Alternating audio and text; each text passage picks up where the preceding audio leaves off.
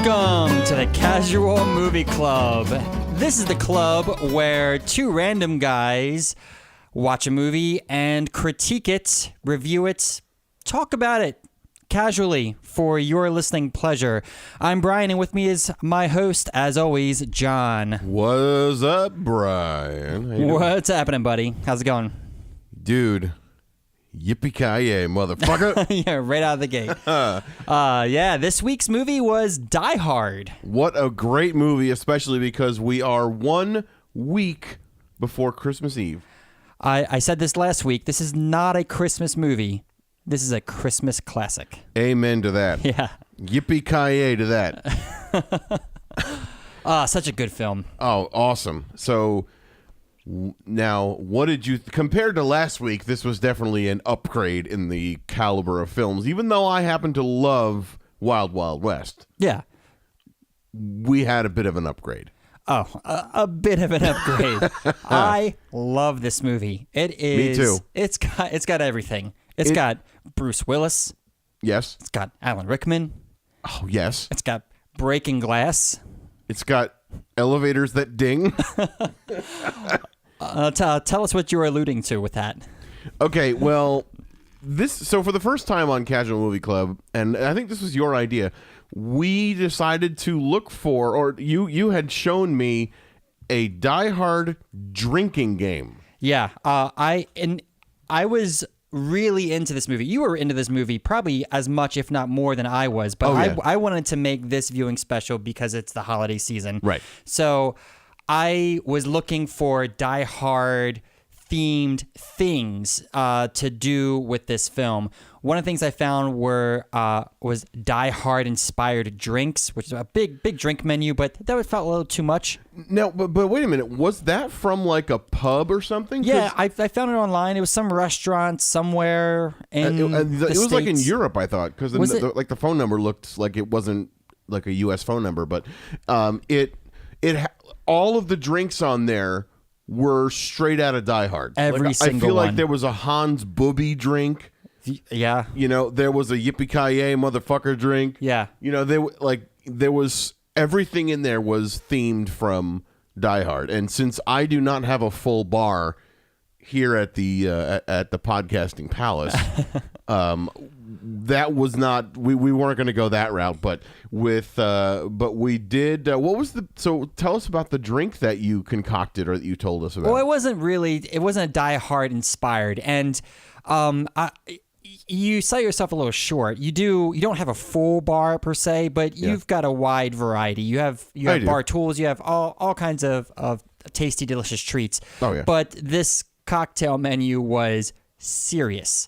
There was some things on there that I would have had to have supplied. Like I would have had to make a liquor store run just to make any one of these drinks. Oh yeah. But what I did instead, I just got John typically drinks Fireball, and I'll drink like a beer or whiskey or whatever. Yep. This time I decided to bring some rum chata over, Okay. and I don't think there's an official name for this, but rum chata and Fireball taste a lot like Cinnamon Toast Crunch. I would agree with that. Yeah. It was, and the way you described it was like the cereal milk. Cereal milk, yeah. So like after you eat your Cinnamon Toast Crunch and then you drink the bowl, that is exactly what this tasted like. And the adult version. It tasted very good. Yeah. And for reasons I will not get into, it's not something I will drink regularly, but it's very good. Yeah. So the drink menu was a good idea, but we couldn't execute on it. So what I found instead was a drinking game online, a Die Hard drinking game, Which it was called, aptly named, Drink Hard. Yeah.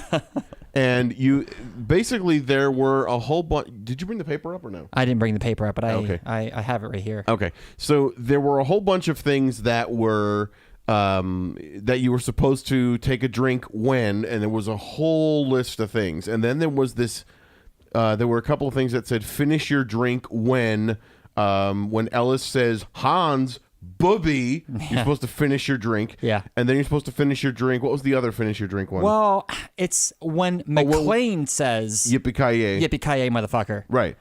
But it's said twice. Han says it near the end of the film. Right, but McClane only says it once. He only says it once, yeah. Right. And by the way, let me just go on the record and say that the website that has this misspells McClane Every as time. MCCLAIN. Yeah.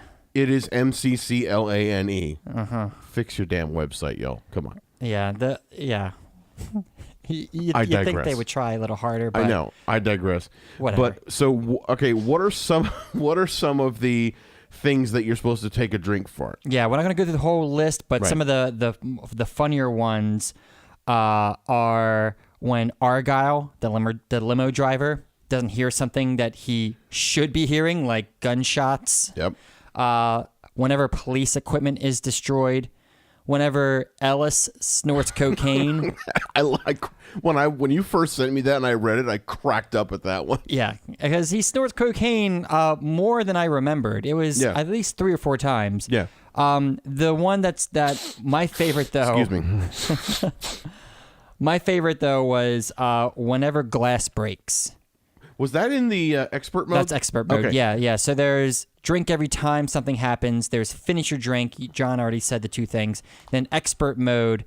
There's about 8, 9 of those, but a few of those are whenever a walkie-talkie is being used, which is pretty much all the goddamn time. Whenever someone uses a computer. Yeah. Whenever McClane talks to himself, whenever anyone speaks German, the list goes on. Right.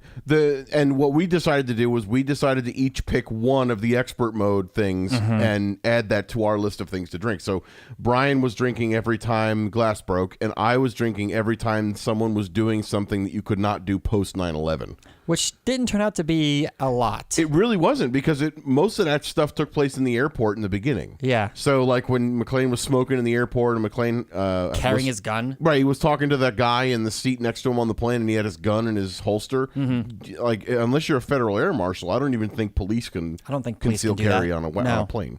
No, I don't think I so. could be wrong about that, though. But I don't think that anyone can conceal carry on a plane unless you're a federal air marshal.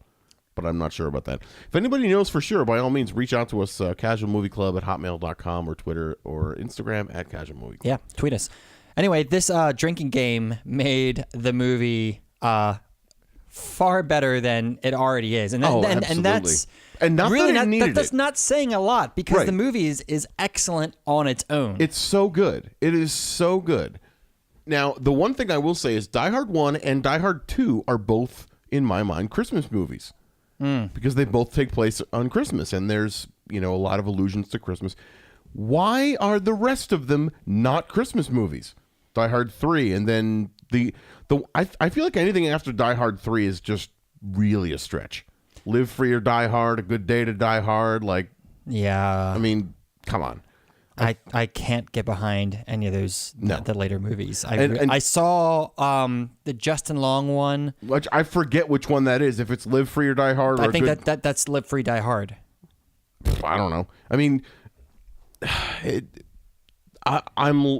am so sold on the franchise as a trilogy, as a Die Hard 1, Die Hard 2, and then Die Hard with a Vengeance. Those are the only quintessential Die Hard movies. The other ones are just really, really a stretch. Now, I enjoy the second one. The third one, the second and third one, I could take them or leave them. Yeah. They're fine. I feel like Die Hard 2 is underrated, though. Because Die Hard 2 is still McClane is the only one sticking up for justice, and he's the fly in the ointment, the monkey in the wrench. He's battling everybody else when the police and everybody else are pretty much doing next to nothing. He's fighting the good fight, and then at the very end he saves the day. But Die Hard 3 is where you start to really depart from that, and then of course the other one. I mean, you kind of come back to that in the last two, but I think Die Hard 2 is definitely underrated. I think it's worth. It's not as good as Die Hard 1, but it's still very good. I agree. It's a very good film. Yeah. It's worth the watch. My gripe with it is that it still touches on the same formula. It's formulaic. Now that's not to say that formulas are bad. Right. Formulas are really good, because if you have something that works, do it again because it's a known quantity. It works for you. Right. And I mean, you can see so many of those tropes that were in Die Hard in so many other movies, especially like Olympus Has Fallen and White House Down. Oh, I love those. Those aren't good movies. No, they're not. They're good action movies. They are, but the tropes and the plot are so similar to Die Hard. You know, it's, and I forget where I read this. It might have even been on IMDb or maybe it was Rotten Tomatoes, but one of those sites was calling, I think it was White House Down. I don't think it was Olympus Has Fallen. One of those. It was calling one of them Die Hard in the White House. I think that's Olympus Has Fallen. I mean, either one, because it's the same fucking movie practically. Yeah, that's right. Yeah. You know, same movie, different president, same premise. You know, I mean, that's we could probably do a whole episode on what do they call those movies where it's like two movies with almost the same exact plot because you had like Armageddon, twin movies. Yeah, like Armageddon and Deep Impact. You had Dante's Peak and Volcano. You had White House Down and Olympus Has Fallen, and then Die Hard. Yeah, there's a few rules to those, and there's an entry in Wikipedia about just these types of movies.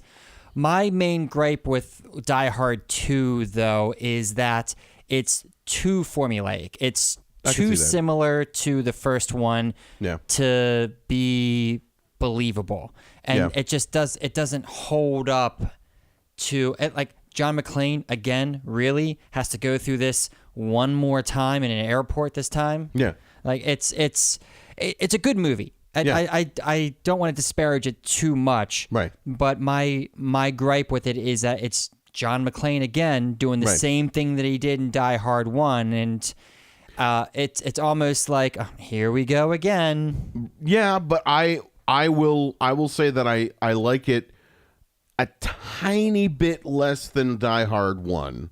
But I really like it, especially because it's in an airport. I agree with you. The airport scene, or the whole airport, everything about the airport, it's a different venue, right? And that makes it more interesting. I would love to adapt that drinking game to Die Hard 2. Yeah, because you could totally take a drink every time they do something you can't do post 9/11. Yeah, especially that movie. Yeah, so much shit at the airport for that. That all being said, let's dive into this movie. Yes. So, what? Kick us off, man. What are you thinking, man? What did you think about? I mean, obviously, we both love this movie. Yeah. But I think there were, from a technical aspect, I know last week we talked about Wild Wild West had a metric fuck ton of green screen and blatantly horrible green screen. Yeah. I got to say, this movie, visual effects and visually speaking, phenomenal. Really good. I can think of two scenes that had green screen and one scene, obvious green screen, I should say. And I think we called it out together at every time, because after the first time that you called it out, I thought back and it's like I couldn't think of anything green screened up to this point. Right. So I kept an eye out for it after the fact. So the scene that we're talking about is where he's looking down the elevator shaft. The terrorists are a couple floors below. They are shooting rocket launchers at the police ATV. And I'm thinking of a different scene then. But go on. Well, each green screen that I'm thinking of is him looking down the elevator shaft. He may have looked down it earlier. Right. But the next time he looked down the elevator shaft, he was throwing the C4 wrapped around the chair and the computer monitor just so it would spark and blow up. Yeah, which, by the way, all he did was he put C4 on the chair, on the butt part of the chair. Then he put a computer monitor face down on top of it and wrapped the power cord around it twice. I'm sorry, that shit would come apart as soon as it fell down the elevator. So I think there was definitely a few moments where, I even remember watching this with my mom because, we watched a lot of movies, when I was younger. And my mom always used to do this thing where she'd go, yeah, right. Like when there was something blatantly just impossible happening. And there's quite a bit of that in this movie. I mean, of course. Like knocking that thing down, throwing the computer chair with the C4 on it down the elevator shaft. Yeah, right. I mean, I don't even know if that would be enough to detonate it. Because it needs an electrical charge. But then again, the CRT monitor probably had enough charge built up, so when it broke, it might have been enough to detonate. But again, seems legit. I don't have enough knowledge of C4 explosive to. I'm not an explosive expert, so I can't speak for that. But, yeah. Or when he was jumping off the roof and with the fire hose wrapped on his and the spool gets stuck on the side of the building and holds him up there. Like, no, that shit would just continue to fall down. Yeah. And not to mention, you called this out. When it dragged him across the floor? Well, because apparently, McClane weighs what? Probably 220? 200 Bruce pounds. Willis is about 6 foot something. Yeah, so we'll say 6 foot. Muscular. 6 foot 220, we'll just say. And how much is that spool going to weigh? Maybe 15 pounds? I don't 20 think pounds? so. No, that thing looks like it was made out of steel. Yeah, but I mean, how much is that going 15 pounds? To me, 20? That spool looked like it was going to weigh anywhere between 75 to 100 pounds. I don't think so. Oh, man. I don't think that much. It's got to... Let's split the difference. 40 pounds. Or 45 pounds. Fair enough. But anyway, how is a 45-pound weight going to pull a 220-pound man out the window? Well, it's gonna pull him suddenly forward once it... When it pulls the hose taut, but... It's just going to be dangling, 5 stories down, 10 stories down. But that coupled with gravity, for all you physics people out there, is that enough to pull him out the window? I think it is. I don't know. I think it is. Tell us. And tweet us at Casual Movie Club or email us casualmovieclub@hotmail.com or call us the number that Brian gives you later on in the podcast. But in addition to that, like he breaks the glass to get in, and there's glass everywhere. He's being dragged across the floor. Right. And he should be getting sliced the fuck up. How is his skin as intact as it is at the end of the movie, not to mention? Man, this guy gets he's still cut sliced, to shreds. He gets stabbed, he gets shot, he gets beat the hell up. The blonde guy, I forget his name, but Carl beats the shit out of him, kicks him in the face. Like 25 times. Yeah, his face should be swollen up, nose broken. He'd have no teeth. He got kicked in the face. Oh, man, what a good movie. Oh, God, so good. What a great action So movie. good. And, I mean, all of this stuff, not mattering at all when it comes to the numbers. I don't think so. I don't think so. No. Yeah. Because it's a phenomenal movie. Is there anything you want to unpack? Like in casual movie style, we're just kind of going through and assuming that the listener has seen this movie. Right. Is there any scenes in particular that were your favorites? Like what was the highlight of this movie for you? Well, so much of, there's so many things in this movie that I absolutely love. And I know that's sort of been the running theme of what we've been talking about so far. But I'm trying to think if there's one particular scene that I can pick out as my favorite. And I'm struggling to pick one thing, but I think instead of saying one particular scene, at least initially, because maybe you might say something that'll get my mind going, but I'm gonna say that I love the chemistry between Hans and McClane. I love the way that they work off each other and the chemistry between McClane and Al Powell. Okay, yeah. I just love the way they all interact with each other. I agree. I love that. It's brilliant casting and just brilliant delivery of a very well written script. Mm-hmm. So, I would probably say that whenever they were interacting, it was even cooler. If that makes sense. But what about you? That's a good question. Oh, me. My favorite part of the movie was the sequence where McClane was on the floor by himself and he saw the elevator go down and the FBI had arrived. They lit up the building. The rocket launcher scene. Okay. The rocket launcher scene.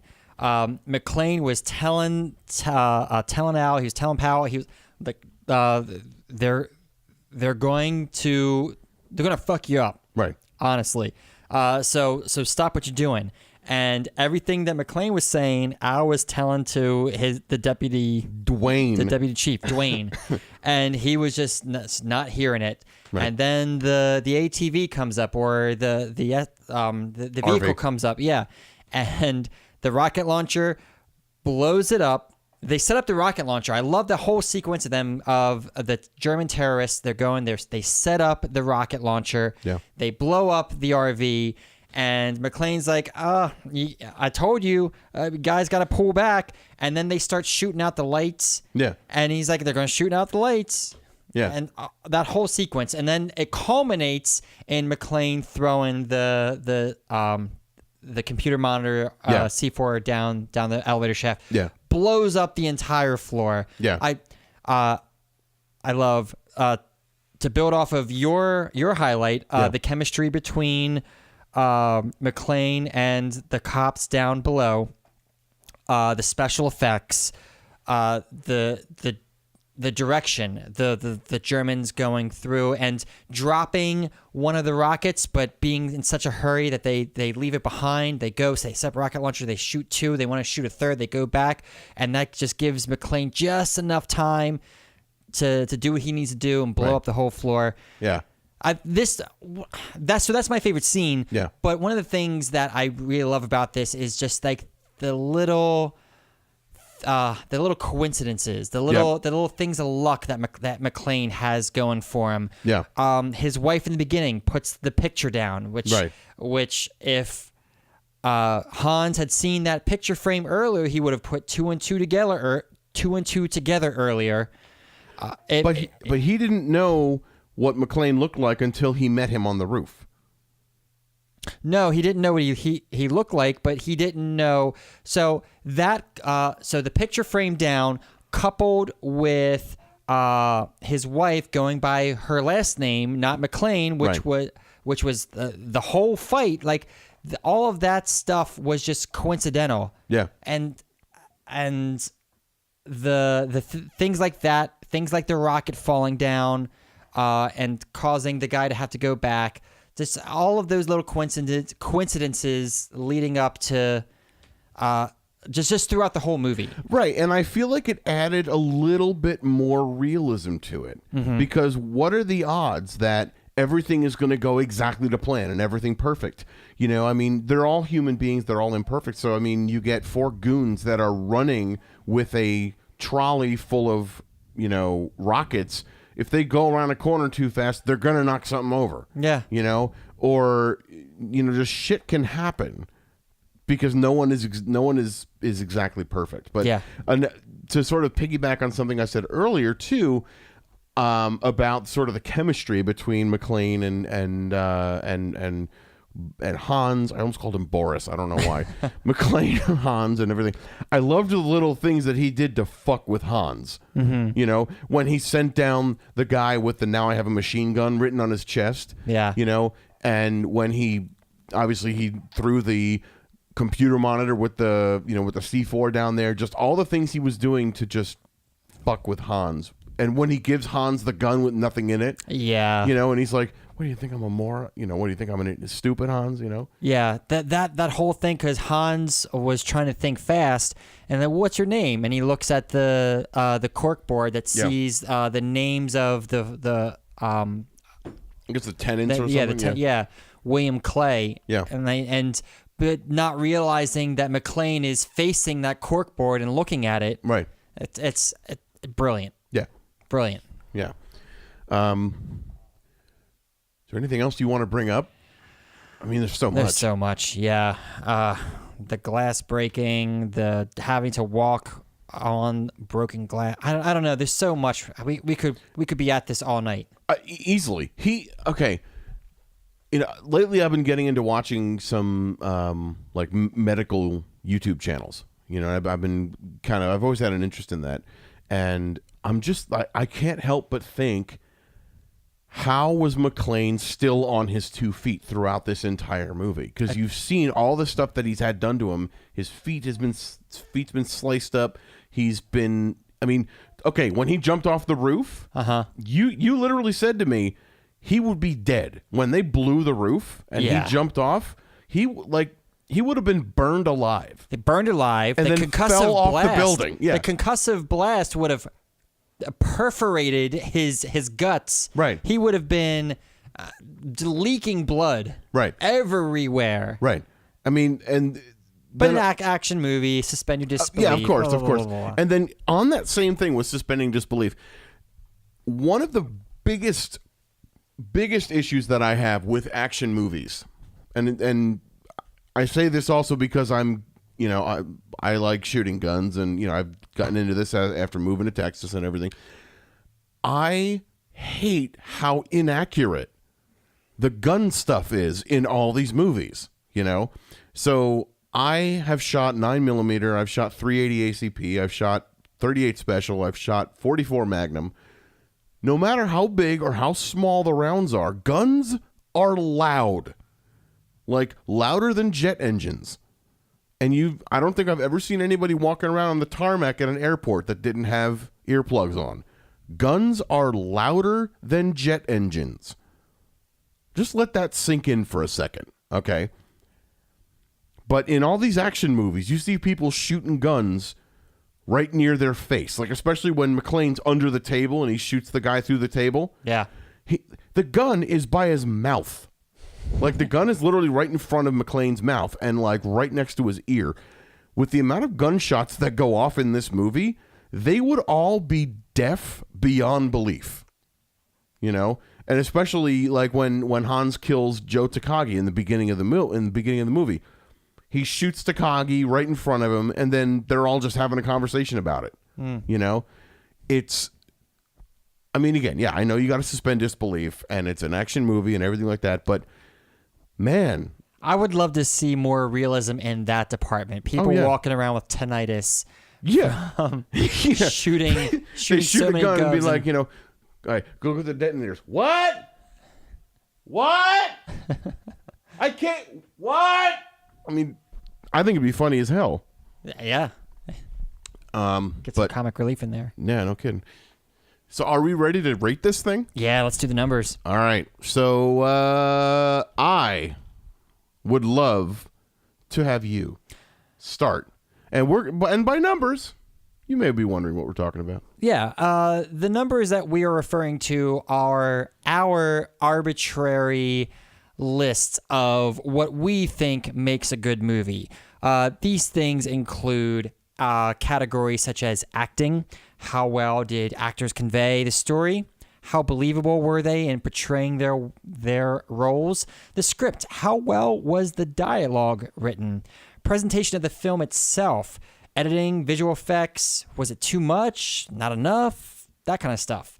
Music and sound is another category. The soundtrack as a whole, the sound effects, the score, music, etc. The goodies for your ears. Uniqueness. Has this been done before? What other movies that came out before this that this was influenced by? Engagement factor. Does this movie keep you engaged? Are you reaching for your phone every 5 minutes? Are you looking at your watch? Are you seeing how much time is left in the movie? We've never done that before. Yeah, never. To start us off, John, how was the acting? How would you rate the acting? Really, really high. It's really good. It's really good. I'm trying to think of anything I can think of to bring it down from a 5.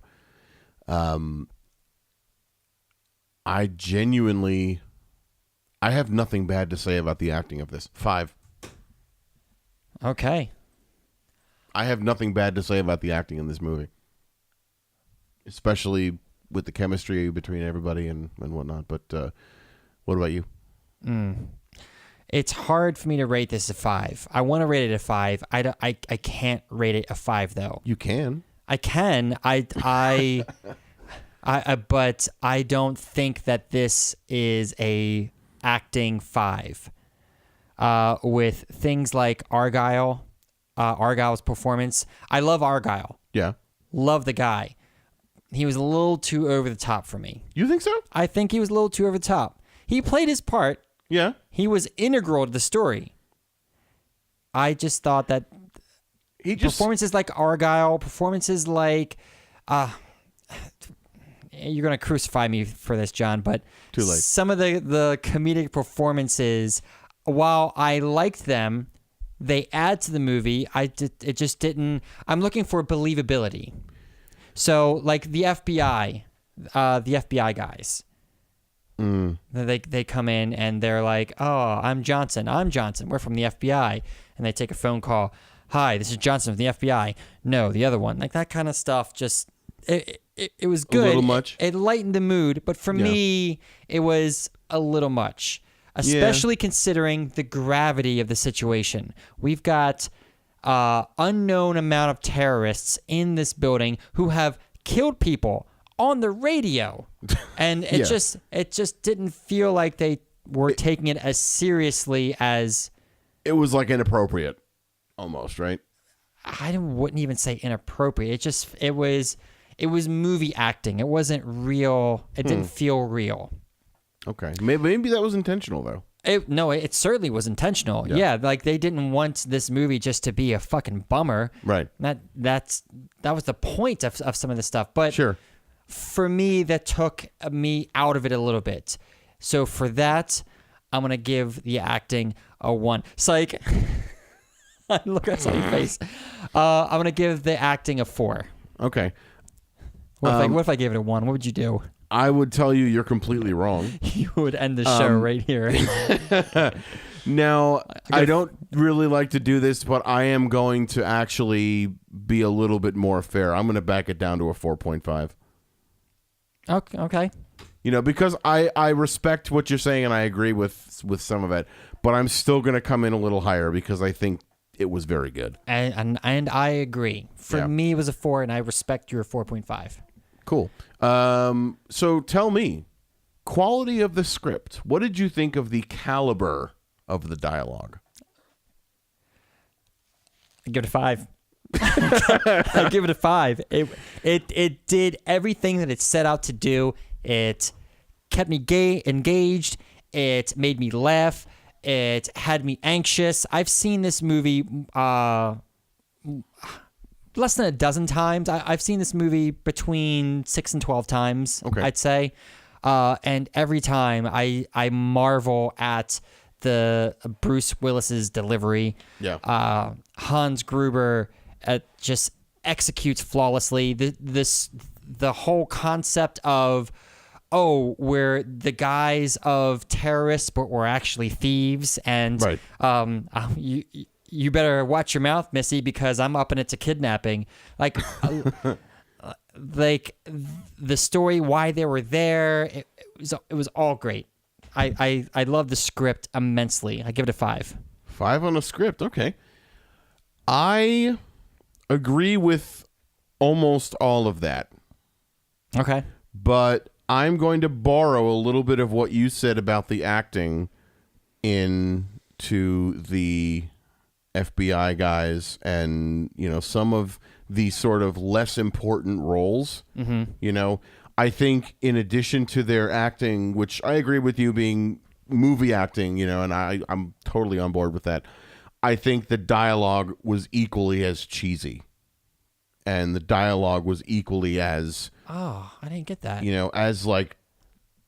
the dialogue and the acting were paired in such a way that those guys were less believable than everybody else. Sure. And there were a few other just ancillary characters that were, less than perfect. Fucking Ellis. Oh no, I take that back. Ellis was perfect. Ellis was hilarious. So I'm going to be really, really random. I'm going to give it a 4.85. Okay. So I'm only taking off a little tiny bit for that. I wanted to go full perfect, but just a little tiny bit I'm pulling back a little tiny bit. So now when it comes to technical stuff, the presentation, visual effects, the capturing, 5. You want to go for 5? I am just going, well, I shouldn't be jumping the gun because 5? I don't want to change my answer because I've done that already, and I don't want to ruin the integrity of the We should rating. make that a rule. Like you get 1 take back. 1 take backsies? 1 take backsies. You've used yours already. I have. So, okay. To exercise at your discretion. You don't have to use a take backsies, but if you're going to use a take backsies, you get 1. And take backsies do not roll over from episode to episode. Right. It's 1 take backsies per episode. You got it. Okay. We're keeping it casual here. This is casual. I mean, if this was casual, then it'd be infinite take backsies. So it's casual within reason. Within reason. Right. So, barring that, I have not mentioned any numbers as of yet with this category. The technical presentation, definitely more than 4.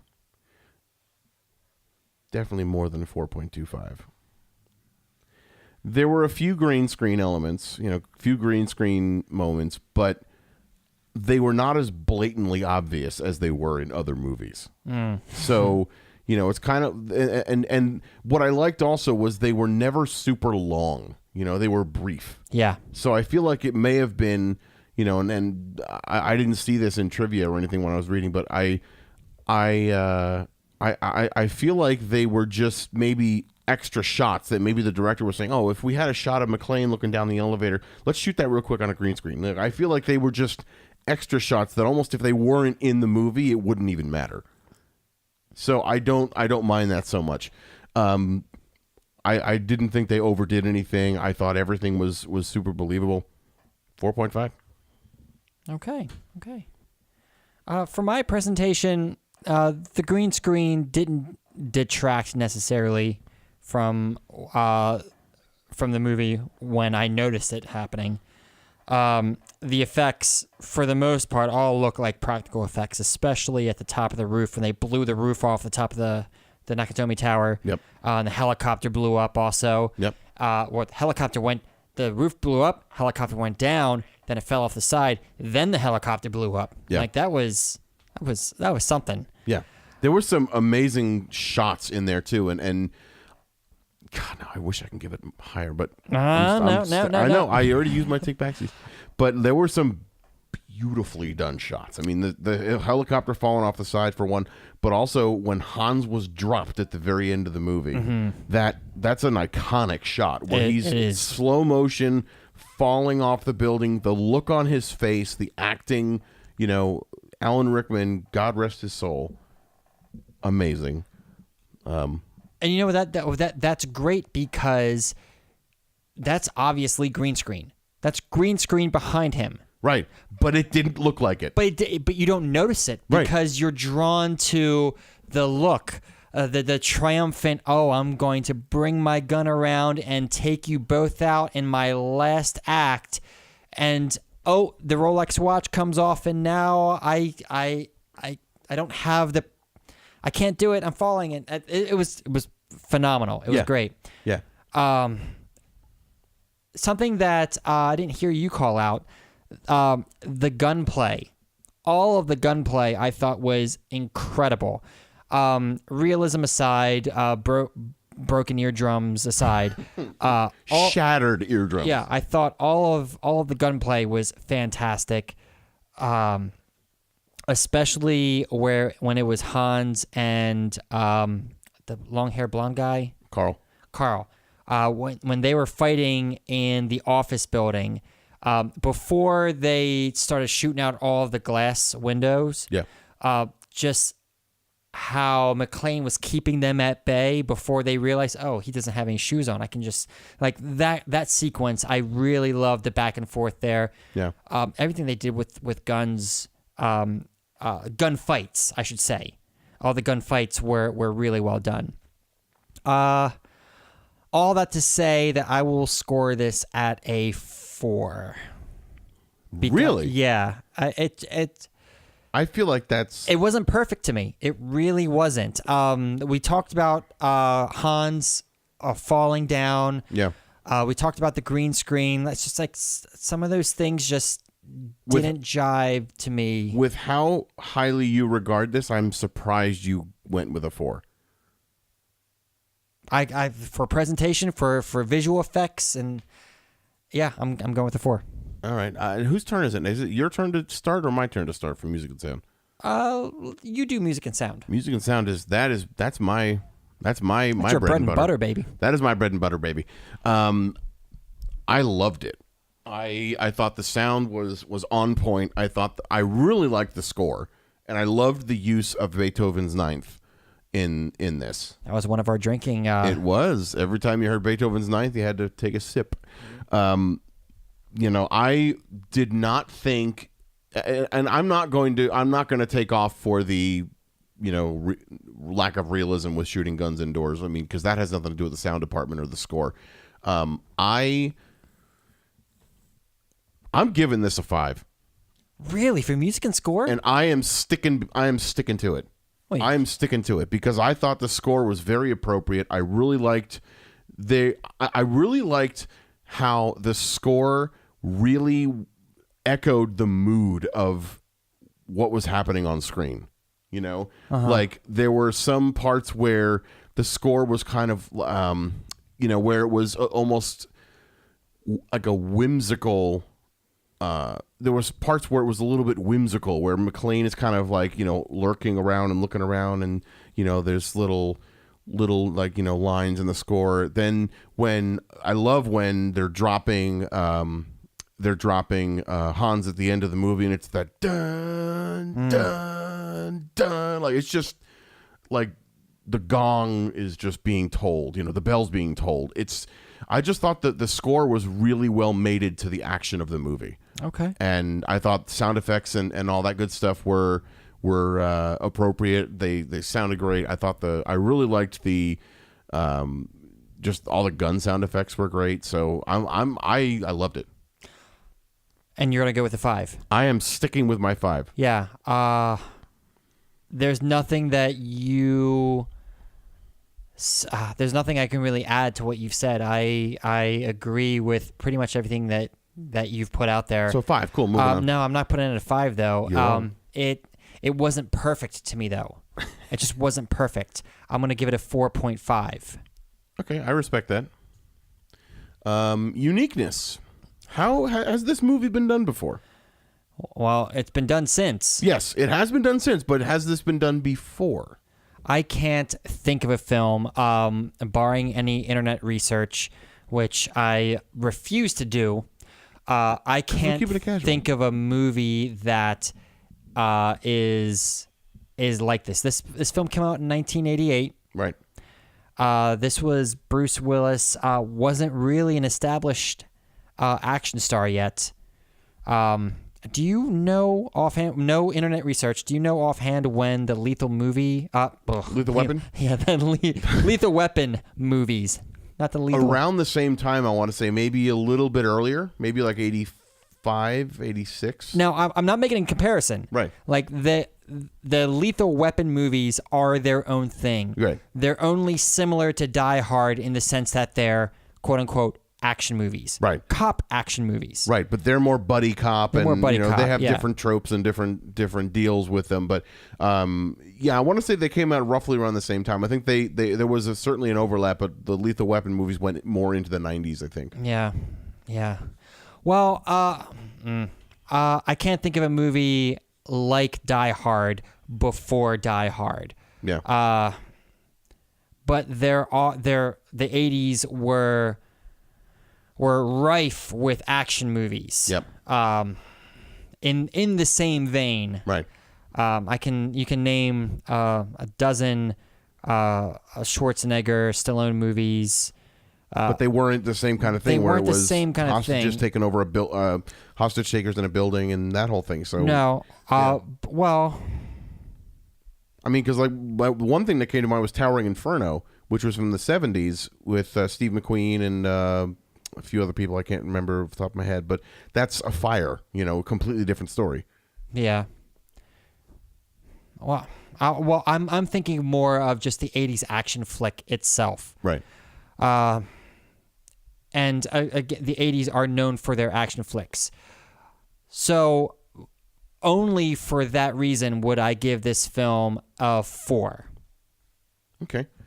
I'm gonna just echo that, because you've pretty much said everything I can think of, and other than, there was tons of action movies. There were tons of action movies in the 80s, and I can't think of anything that was overly similar, but this wasn't like a standout, masterpiece of a completely left field, it's just an action movie with a few different things in it. What made it come out of left field was that Bruce Willis, again, wasn't really wasn't an established action film star. He was doing Moonlight with Sybil Shepherd at this point.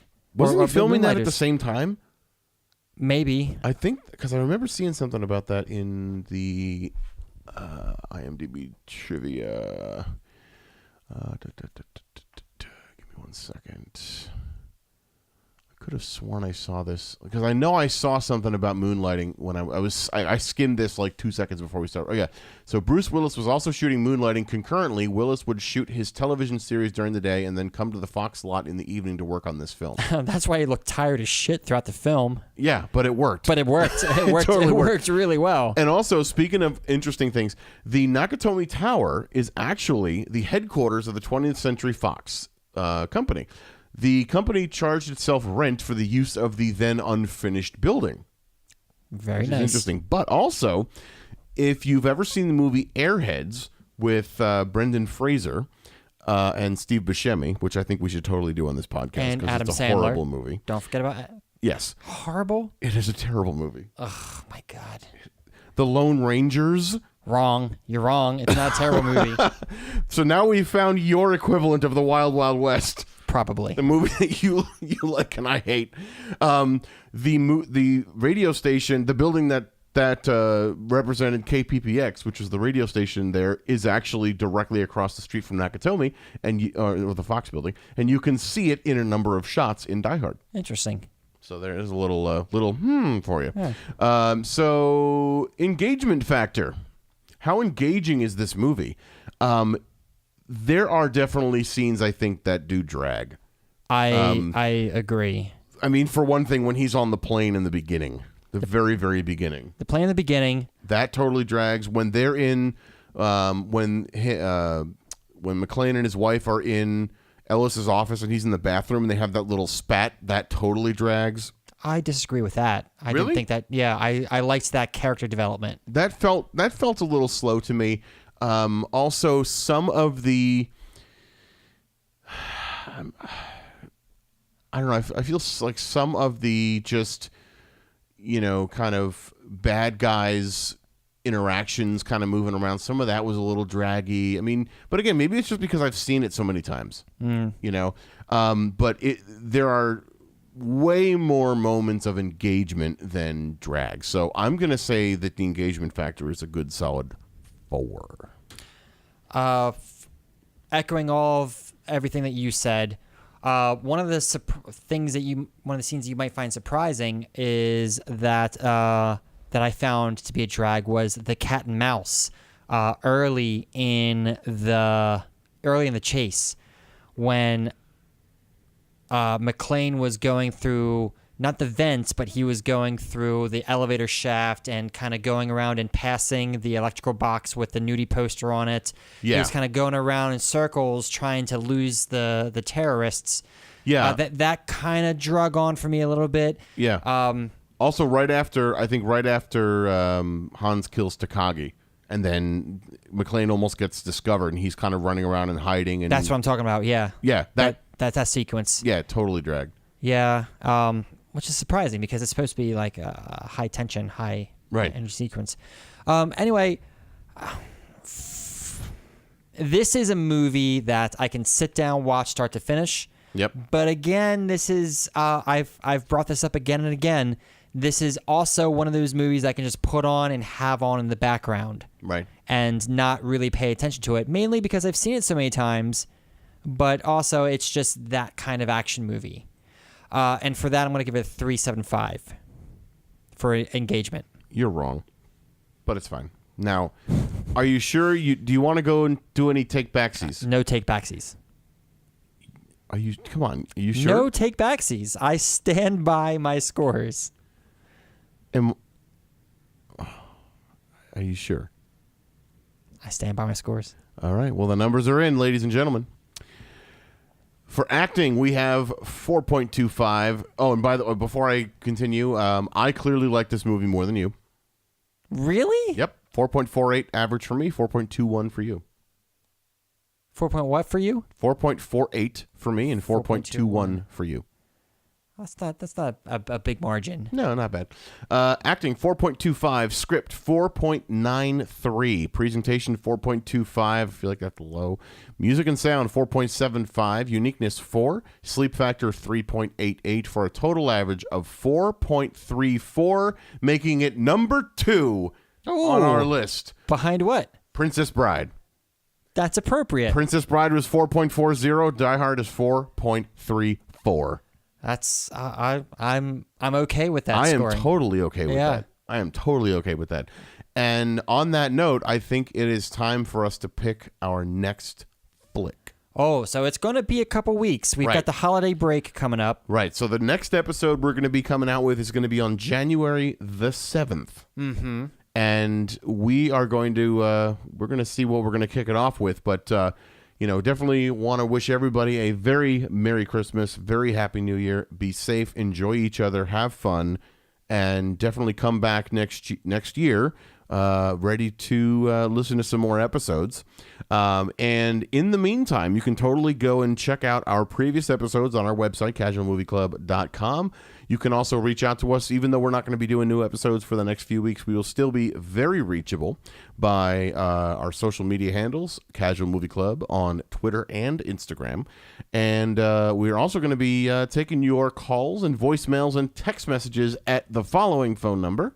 402-882-2742. That's 402-882-2742. Awesome. And you can even email us, casualmovieclub@hotmail.com. We would really love to hear from you. And we would love you to hear us on very many platforms, such as iTunes, Google Play, TuneIn, Stitcher, YouTube, Spotify, and iHeartRadio. There are links to those at the bottom of every page on our website, casualmovieclub.com. I think that's about it. I think so. So now, do you want to? Should we pick our next movie now, or do we want to surprise everyone with the next episode with the movie? I think we should pick now. Okay.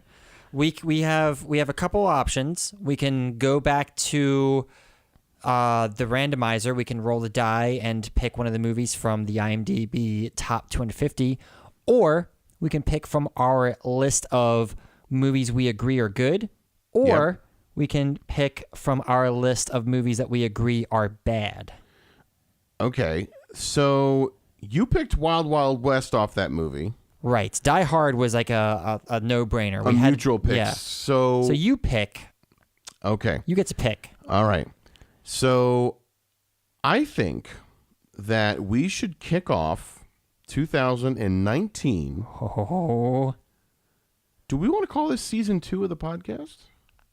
I call it season 2. Season 2 is fine. All right. So we are ending season 1 of the Casual Movie Club with Die Hard. And I think we're going to begin season 2 of Casual Movie Club with True Lies. I love it. I love it. True Lies. Arnold Schwarzenegger. Jamie Lee Curtis. Activia. I was like, what the hell's her name? But yeah, we're going to kick it off with True Lies, another awesome action movie. Directed by James Cameron. That's right. And until then, everybody, have an awesome, awesome holiday. Have an awesome time. Take care of yourselves and each other. Yeah, we'll see you next year. Keep it casual. Keep it casual, baby. Peace out. Thanks.